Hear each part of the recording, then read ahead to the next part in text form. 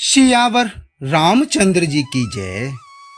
रामायण बालकांड मास परायण का तीसरा विश्राम भाग 3। जब माता पार्वती जी की माता मैना देवी भगवान शिव को देखती हैं तो वह उनके रूप से बहुत ही दुखी होती हैं और नारद जी को दोष लगाते हुए कहती हैं कि मैंने नारद का क्या बिगाड़ा था, जिन्होंने मेरा बसता हुआ घर उजाड़ दिया, और इसी तरह से विलाप कर रही हैं। तब अपनी माता को विकल देखकर माता पार्वती जी विवेक युक्त कोमल वाणी से बोली कि हे माता, जो विधाता रच देते हैं वह टलता नहीं, ऐसा विचार कर तुम सोच मत करो।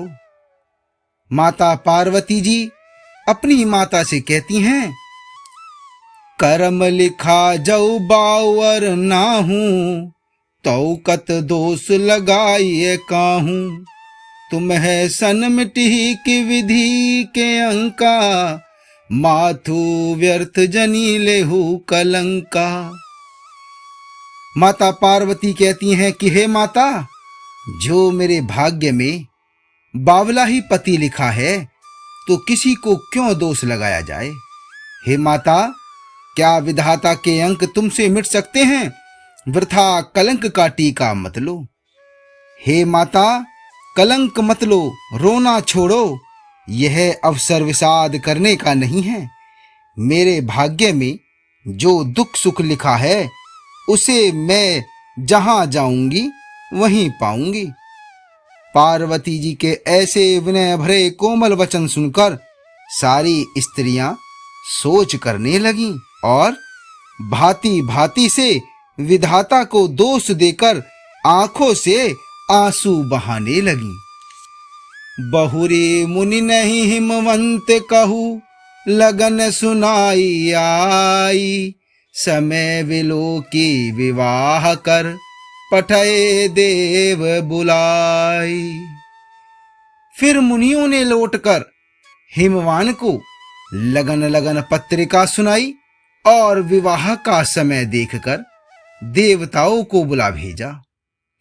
सब देवताओं को आदर सहित बुलवा लिया और सबको यथा योग्य आसन दिए। वेद की रीति से वेदी सजाई गई और स्त्रियां सुंदर श्रेष्ठ मंगल गीत गाने लगीं।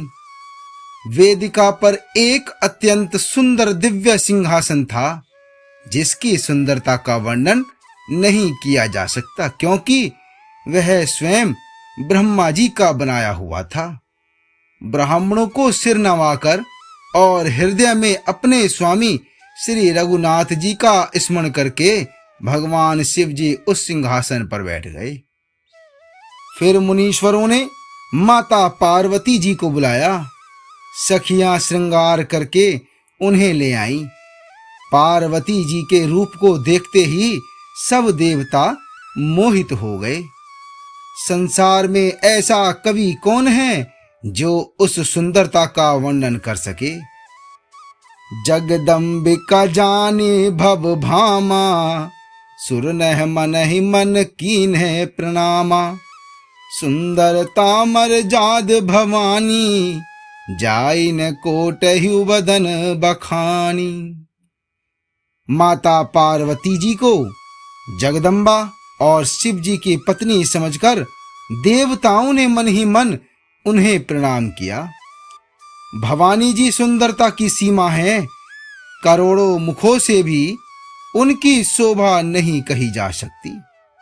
जगत जननी मां पार्वती जी की महान शोभा का वर्णन करोड़ों मुखों से भी करते नहीं बनता।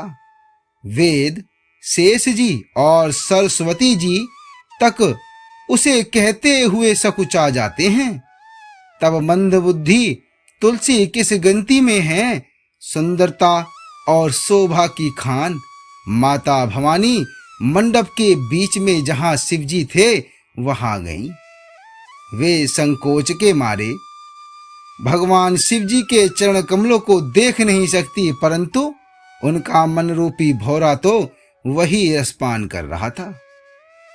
मुनि अनुशासन गणपतहि पूजउ शंभु भवानी, कौ सुनि संशय करे जनी, सुर अनादि जिय जानी। मुनियों की आज्ञा से भगवान शिव जी और पार्वती जी ने श्री गणेश जी का पूजन किया। मन में देवताओं को अनादि समझकर कोई इस बात को सुनकर शंका न करे कि गणेश जी तो शिव पार्वती की संतान हैं, अभी विवाह से पूर्व ही वे कहां से आ गए।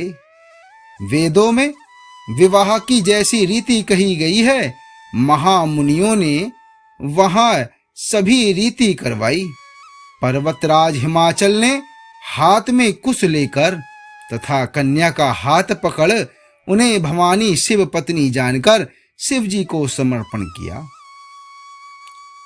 जब महेश्वर भगवान शिव ने पार्वती का पाणी ग्रहण किया, तब इंद्रादि सब देवता हृदय में बड़े ही हर्षित हुए। श्रेष्ठ मुनिगण वेद मंत्रों का उच्चारण करने लगे और देवगण शिव जी की जय जयकार करने लगे। बाजहि बाजन विविध विधाना, सुमन वृष्टि नभ भय विधिनाना, हर गिर जाकर भयो विवाहु, सकल भुवन भरि राहु छाहु। अनेक प्रकार के बाजे बजने लगे। आकाश से नाना प्रकार के फूलों की वर्षा हुई। शिव पार्वती का विवाह हो गया। सारे ब्रह्मांड में आनंद भर गया। दासी दास रथ घोड़े हाथी गायें वस्त्र और मणि आदि अनेक प्रकार की चीजें, अन्न तथा सोने के बर्तन गाड़ियों में लदवाकर दहेज में दिए गए, जिनका वर्णन नहीं हो सकता। बहुत प्रकार का दहेज देकर फिर हाथ जोड़कर हिमाचल ने कहा कि हे शंकर, आप पूर्ण काम हैं, मैं आपको क्या दे सकता हूं। इतना कहकर वे शिव जी के चरण कमल पकड़कर रह गए। तब कृपा के सागर भगवान शिव ने अपने ससुर का सभी प्रकार से समाधान किया। फिर प्रेम से परिपूर्ण हृदय मैना जी ने शिव जी के चरण कमल पकड़े और कहा, नाथ उमा मम प्राण सम ग्रह किंकर करेहु, क्षमेहु सकल अपराध अब होए प्रसन्न बरुदेहु। हे नाथ, यह उमा मुझे मेरे प्राणों के समान प्यारी है। आप इसे अपने घर की टहलनी बनाइएगा और इसके सब अपराधों को क्षमा करते रहिएगा। अब प्रसन्न होकर मुझे यही वर दीजिए। भगवान शिव जी ने बहुत तरह से अपनी सास को समझाया। तब वे शिव जी के चरणों में सिर निभाकर घर गईं। फिर माता ने पार्वती को बुला लिया और गोद में बैठाकर यह सुंदर सीख दी कि हे पार्वती, तुम सदा भगवान शिव के चरणों की पूजा करना। नारियों का यही धर्म है। उनके लिए पति ही देवता है और कोई देवता नहीं। इस प्रकार की बातें कहते कहते उनकी आंखों में आंसू भर आए और उन्होंने कन्या को अपनी छाती से चिपटा लिया। आगे का भाग 4 में। सियावर रामचंद्र जी की जय।